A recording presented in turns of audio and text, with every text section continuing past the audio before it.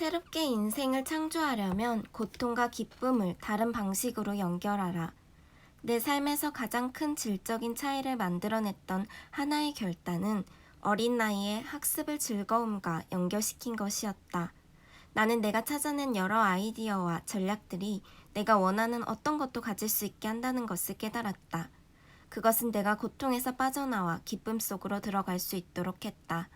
행동 이면에 숨어있는 비밀을 배우는 것이 더욱 건강하고 신체적으로 더 나은 느낌을 갖게 하고 사랑하는 사람들과 더 깊게 연결될 수 있도록 도와주었다. 그런 학습은 주변 사람들에게 진정으로 가치 있는 공헌을 할 기회를 주었다. 그것은 기쁨과 충만감을 갖게 했다. 그리고 나는 그 기쁨을 더욱 크게 느낄 수 있는 방법을 발견했다. 그것은 내가 배웠던 것을 다른 사람들과 열정적으로 나누는 것이었다. 내가 배운 것을 다른 사람들에게 가르치는 것이 그들의 삶이 발전하는 데 도움이 된다는 걸 알았을 때 나는 극도의 기쁨을 느꼈다. 그렇게 내 인생의 목적은 진화하기 시작했다. 어떤 고통과 즐거움의 경험이 인생을 결정짓게 되는 것일까? 예를 들어 마약을 고통과 연결하든 즐거움과 연결하든 그것은 우리의 운명에 큰 영향을 줄 것이다. 마찬가지로 담배나 술 아니면 부부관계나 나눔 또는 신뢰 같은 개념과 연결짓는 감정도 우리의 운명에 큰 영향을 끼치게 될 것이다. 만일 당신이 의사라면 물어보자. 의사가 된다면 정말 좋겠다고 생각했기 때문에 여러 해 전에 의사가 되겠다고 결정한 게 아닌가. 내가 만난 모든 의사들은 사람들을 도와서 고통을 덜어주거나 질병을 치료하고 그들의 생명을 구할 때 큰 기쁨을 느낀다고 한다. 종종 존경받는 집단에 속한다는 자부심이 추가적인 자극제가 되기도 한다. 음악가들은 어느 것도 음악보다 더 큰 즐거움을 주지 못하기 때문에 그들의 예술 활동에 전념하는 것이다. 큰 조직의 회장들은 새로운 것들을 계속 만들어 사람들의 삶에 공헌할 수 있는 커다란 잠재력을 가진 사업에서 단호하게 의사결정을 내리는 것이 기쁨과 연결되도록 학습한 사람들이다. 존 벨루시, 프레드 프린츠, 지미 핸드릭스, 엘비스 프레슬리, 제니스 조플린, 짐 모리슨 같은 사람들이 고통과 즐거움을 제한적으로 연결시킨 것을 생각해보자. 그들은 마약을 탈출구로, 간단한 처방으로 또는 고통에서 벗어나 즐거움을 찾기 위한 출구로 연결해 인생의 추락을 맞이했다. 그들은 자신의 마음과 감정을 제어하지 못한 대가를 톡톡히 치른 것이다. 그들이 수백만의 팬들에게 본보기가 된 것을 생각해보자. 나는 마약이나 술을 배우지 않았다. 내가 아주 똑똑했기 때문일까? 그렇지 않다. 그저 운이 좋았기 때문이다.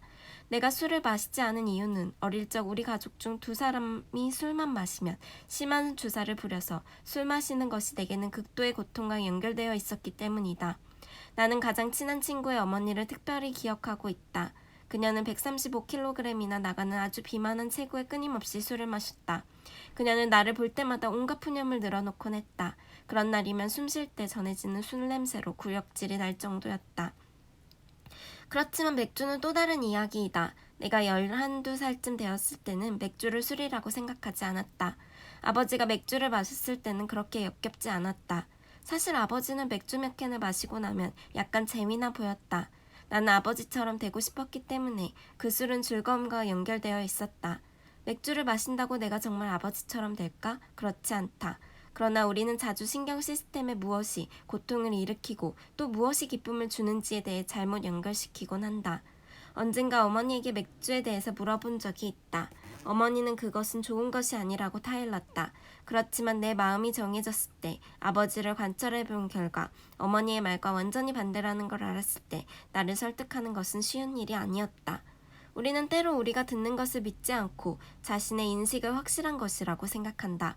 그때 나는 맥주를 마시는 것이 내 개인적인 성장에 필요한 것이라는 확신을 갖고 있었다.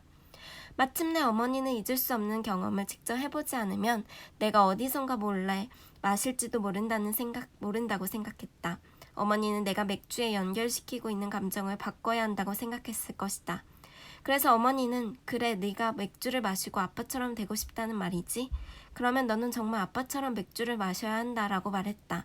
나는 물었다. 그게 무슨 말이에요? 어머니는 6캔을 다 마셔야 한다는 말이다 라고 대답했다. 나는 말했다. 문제 없어요. 어머니는 지금 여기서 다 마셔야 한다고 했다. 첫 모금을 마셨는데 그 맛은 역겹기만 했지 전혀 내가 기대하던 맛이 아니었다. 물론 처음에는 나도 자존심 때문에 솔직히 말하지는 않았다. 그리고 몇 모금을 더 마셨다.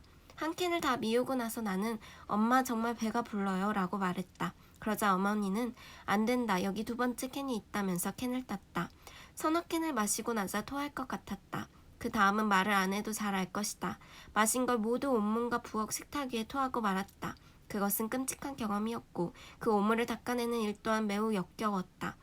나는 그때 맥주의 냄새와 토할 때의 끔찍한 느낌을 연결시켰다. 그 이후 맥주를 마시는 것이 무슨 의미가 있는지는 생각조차 하지 않았다.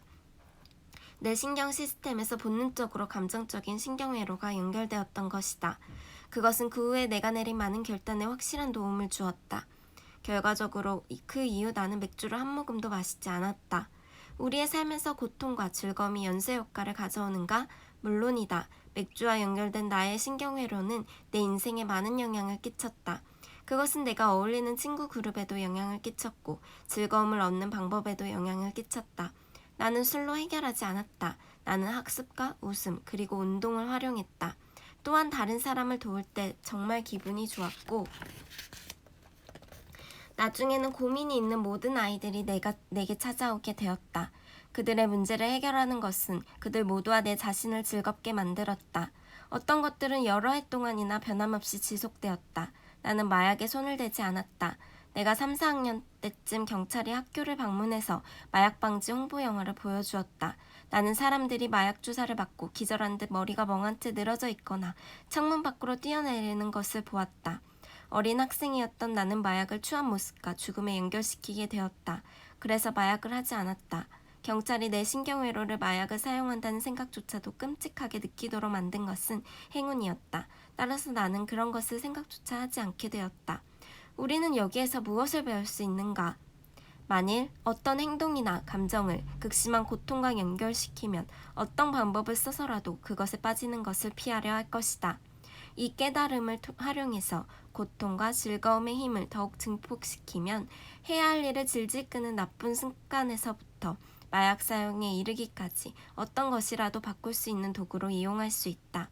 예를 들어 아이들을 마약에서 보호하고 싶다면 아이들이 호기심으로 마약을 해보거나 다른 사람이 아이들에게 마약은 쾌감과 같은 것이라고 잘못 연결시키기 전이라야 할 것이다.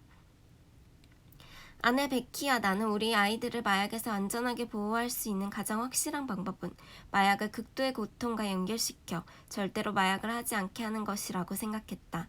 그리고 우리가 아이들에게 마약의 정체를 알려주지 않는다면 다른 누군가가 마약은 고통에서 탈피하는 좋은 방법이라고 설득할지도 모른다고 판단했다. 이 문제를 해결하기 위해서 오랜 친구인 구세군의 지도자 존 론돈을 만났다. 한때 나는 존의 작업을 도와 뉴욕의 사우스 브롱크스와 브루클린에서 불황자들의 삶의 기준을 높이고 제한된 믿음을 바꾸고 인생에 필요한 기술을 배움으로써 삶을 변화시키는 작업을 함께했다. 베키와 나는 우리가 가르쳤던 사람들이 거리를 떠나 더 나은 삶을 살고 있는 것을 뿌듯하게 여긴다. 나는 항상 그곳을 방문하는 것을 내가 사회에 무엇인가 돌려줄 수 있는 방법으로 또 내 자신이 얼마나 행운아인가를 다시 깨닫는 기회로 활용한다. 그러면서 영광스럽게도 다른 사람들을 이끌 수 있는 내 인생에 대해 감사하게 여긴다. 그것은 전체를 바라볼 수 있는 능력을 주고 내 인생을 균형 있게 만들어준다.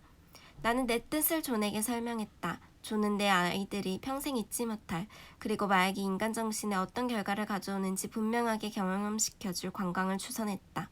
우리는 먼저 쥐가 들끓는 곳, 썩은 빈민가 아파트를 방문했다. 우리가 들어가자마자 바닥에 오줌 냄새가 진동하고 있었고 마약 중독자들이 누가 바라보는 것도 상관하지 않고 마약 주사를 맞는 광경을 보게 되었다. 어린 창녀들은 지나가는 사람을 유인하고 있었고 버려진 아이들은 울고 있었다. 우리 아이들은 마약을 정신적으로, 심리적으로 그리고 신체적으로 황폐화된 사람들과 연결짓게 되었다. 그것이 4년 반 전의 일이다. 그 이후 아이들은 마약에 노출될 기회가 여러 번 있었지만 마약에 손대지 않았다. 그들의 뇌리에 박힌 강력한 신경회로가 인생을 크게 바꾼 것이다. 만일 당신이 외적 요인에 의해 고통받는 것이 아니라면 그 고통은 자신의 생각이 만든 것이다. 당신은 언제든지 그것을 바꿀 수 있는 능력을 가지고 있다. 마르크스 아우렐리우스